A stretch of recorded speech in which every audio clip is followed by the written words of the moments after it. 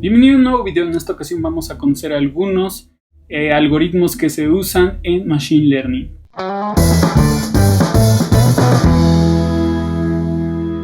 Ya hay otro video en donde platicamos sobre algunos de los lenguajes de programación que más se utilizan para hacer aplicaciones o para hacer modelos de Machine Learning. Pero el día de hoy vamos a platicar como tal de qué algoritmos se usan para poder predecir o para crear modelos predictivos que permitan realizar funciones bastante interesantes. La intención no es hablar tanto de la matemática como tal, la verdad sería bastante aburrido este video. Lo que quiero es darles una introducción bastante rápida y bastante simple para que podamos comprender cómo funcionan algunos de los algoritmos, en qué consisten y sobre todo para saber cuando quisiéramos nosotros estudiar más de este tema de Machine Learning, qué es lo que tendríamos que estudiar. Es decir, actualmente Machine Learning es toda un área, parte de la ciencia de datos, pero en realidad a nivel técnico, cómo funciona esto de los modelos, los algoritmos, etcétera, aquí lo vamos a platicar. Entonces vamos a empezar primero por qué tipos de algoritmos hay. Hay tres principales que se usan dentro de Machine Learning y en general dentro de las matemáticas para poder crear modelos de predicción. Entre ellos están los algoritmos que son supervisados, los no supervisados y el aprendizaje reforzado. Los algoritmos supervisados son aquellos que necesitan un conjunto de datos o necesitan, un input, una entrada de datos para poder trabajar y de alguna u otra forma hacer esas predicciones. Entonces, algunos ejemplos quizás son los que más vemos aplicados hoy en día. Por ejemplo, si tú quisieras predecir, el valor de una acción, pues lo que necesitas es conocer cómo se ha comportado la acción de una empresa a lo largo del tiempo para que el modelo aprenda y empiece a encontrar una relación que permita hacer una predicción. Los algoritmos no supervisados, a diferencia de los supervisados, es que tenemos la información pero no está estructurada. Entonces este tipo de algoritmos se encarga de tratar de encontrar una relación entre esa información que no está etiquetada, no tenemos qué relación existe, etc. Y el aprendizaje reforzado tiene que ver con algoritmos que te llevan a tomar una decisión y también hay, hay una retroalimentación al modelo para indicarle qué tan bueno fue esa decisión que se tomó. Entonces, para efectos prácticos vamos a conocer solamente los supervisados porque son muchísimos algoritmos, entonces no vale la pena alargar tanto el video, pero hay que notar que independientemente de qué tipo de algoritmo escojamos, hay unas características para evaluar qué algoritmo funciona mejor en algunos escenarios y qué algoritmo funciona mejor en otros. Uno de ellos es la exactitud, es decir, este algoritmo qué tan exacto es en su modelo matemático para que me ayude a predecir con la información que yo tengo.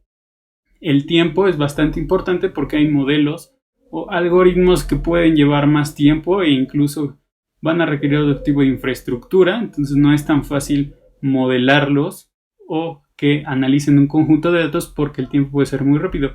Hay algoritmos que son mucho más rápidos, pero puede ser que la exactitud de los mismos también se vea un poco afectada. Y la linealidad, aquí le llamamos linealidad, vamos a ver que muchos de los ejemplos se hacen en un plano X y Y, entonces la linealidad consiste en que algoritmos que generalmente son lineales o en su estructura de la función son lineales, son algoritmos mucho más rápidos, simples de ejecutar, mientras que hay algoritmos que no precisamente utilizan líneas, entonces la linealidad obviamente es diferente y con eso también afectas tanto el tiempo como la complejidad y como la exactitud. Entonces les decía que vamos a platicar sobre los algoritmos supervisados. Específicamente hay tres clases de algoritmos supervisados: los que son de clasificación, de regresión y detección de anomalías.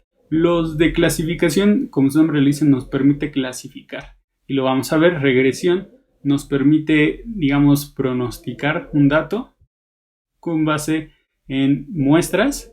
Hay dos tipos de clasificación, lo que le llamamos de dos clases o de multiclase. Cuando referimos a dos clases es que estamos evaluando dos atributos o queremos saber cuál es la diferencia entre esos dos. Entonces tenemos algunos algoritmos como regresión logística, el perceptrón promedio y la máquina de punto de Bayes. Y si acaso checan la gráfica, pueden ver que la gráfica, digamos, parte el plano en dos. Es decir, la regresión logística me da una parte y me da otra parte. ¿Esto por qué? Porque como son de dos clases, la información se va a empezar a agrupar de un lado o del otro. Entonces de esa forma me permite identificar, digamos, dos opciones y que el algoritmo se vaya entrenando para que pueda perfeccionarse, digamos, esa separación entre una categoría y otra. Cuando hablamos de multiclases nos estamos refiriendo a que no solamente queremos categorizar dos elementos o dos categorías, dos secciones, sino son múltiples secciones. Entonces para eso tenemos algoritmos un poco más complejos de administrar, por ejemplo las redes neuronales, que es quizá uno de los ejemplos que relacionamos más con el tema de Machine Learning, pues porque imagínense, yo puedo tomar una foto y hacer una aplicación para que me describa qué hay. Entonces tiene que aprender el algoritmo a identificar, por ejemplo, cuándo es una persona, cuándo está el cielo, la tierra, etc. Entonces es un algoritmo multiclase porque está identificando muchísimos patrones para identificar cada uno de ellos qué quiere decir. Árboles de decisión o junglas de decisión, que es lo mismo, es decir,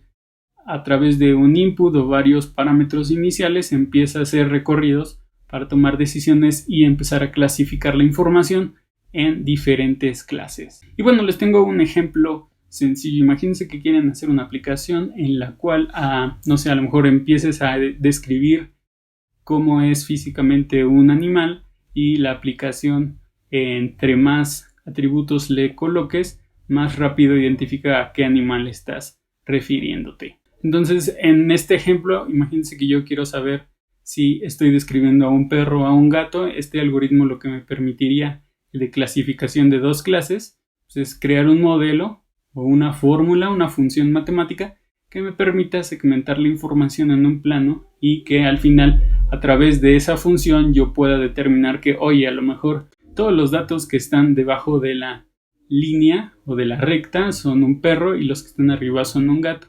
Esa sería una clasificación de dos clases. Cuando una clasificación multiclase es, a lo mejor yo quiero identificar si lo que estoy diciendo de características es un perro, un gato o un pollo, ¿no? Entonces tenemos que el algoritmo va a empezar a segmentar o a crear una función que permita dividir las categorías o encontrar las categorías para que cuando apliquemos esa misma función a un nuevo dato, identifiquemos de una forma mucho más rápida a qué nos estamos refiriendo. Y obviamente esto se va moldeando conforme más se entrenen los modelos. El siguiente tipo de algoritmo supervisado es el de regresión, y esto es quizás, si tomaron una clase de estadística, seguramente ya conocen alguno de ellos. Entonces tenemos, por ejemplo, la regresión lineal bayesiana y la regresión de Poisson, que son métodos estadísticos que se utilizan bastante para encontrar la probabilidad de que dos atributos o más tengan una cierta relación.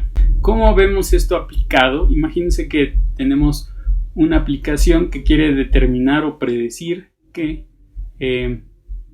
tan probable es que repruebes una materia por relacionar el número de horas que juegas a la semana a videojuegos. Entonces, si yo grafico en un plano, en el eje X, el número de horas que juegas a la semana a videojuegos, y en el eje Y la calificación que obtienes, yo puedo hacer un modelo de regresión, por ejemplo lineal, que es el más fácil, en donde empiezo a tomar muestras a lo mejor de varios alumnos, en donde yo puedo decir, bueno, hice, no sé, 100 muestras y los puntitos indican el número de horas que juegan videojuegos con la calificación. Entonces podemos ver que en un principio la tendencia es hacia la baja, es decir, es negativa, una recta negativa, en donde podemos llegar a interpretar que entre más horas juega una persona, un estudiante, la calificación a la que tiende a aspirar es mucho menor. Entonces esta línea recta me permite tener un modelo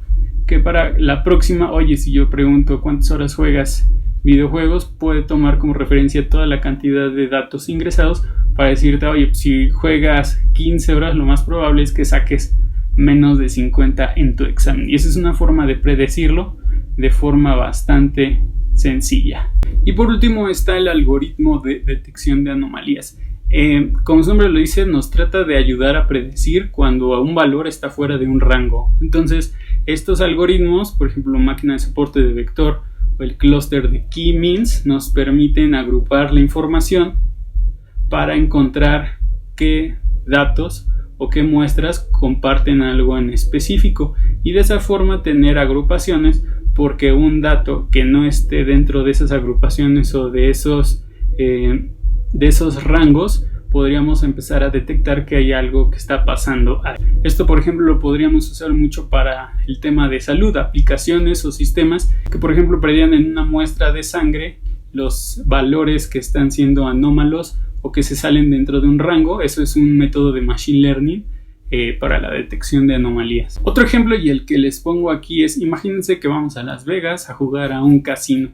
Entonces, la administración del casino obviamente nunca va a perder, pero sí quisiera conocer cuál es el comportamiento de las máquinas de jugar. Es decir, a las cuantas veces que una persona juega es que la máquina, digamos, esa aleatoriedad o ese juego le regresa dinero bastante alto al usuario que estaba jugando. Entonces, imagínense, yo igual empiezo a tomar algunas muestras de decir, oye, pues a lo mejor hasta el usuario que juega 10,000 veces, o cada que se juega 10,000 veces la máquina regresa o tiene suerte y la máquina entrega dinero.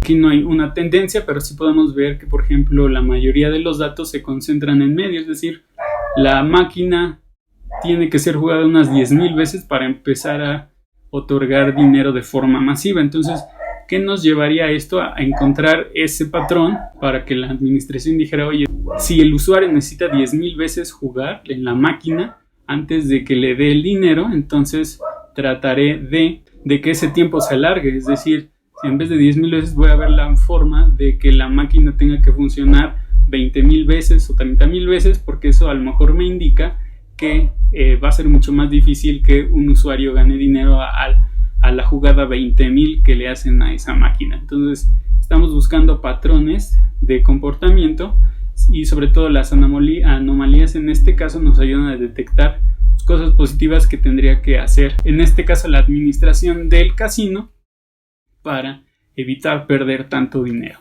Entonces, es así como funcionan los algoritmos de Machine Learning. No sé si ya los conocían, me gustaría saber su comentario. ¿Qué les pareció? Yo creo que traté de explicaros de una forma fácil sin tener que involucrar tantas matemáticas, pero evidentemente la gente que se dedica a esto pues tiene que saber de matemáticas y los modelos a un detalle mucho más grande para poder hacerlos funcionar. Espero les haya gustado este video. No duden en dejarme sus comentarios. Si les gustó el video, suscríbanse, denle like, y si no hay nada más, nos vemos la próxima.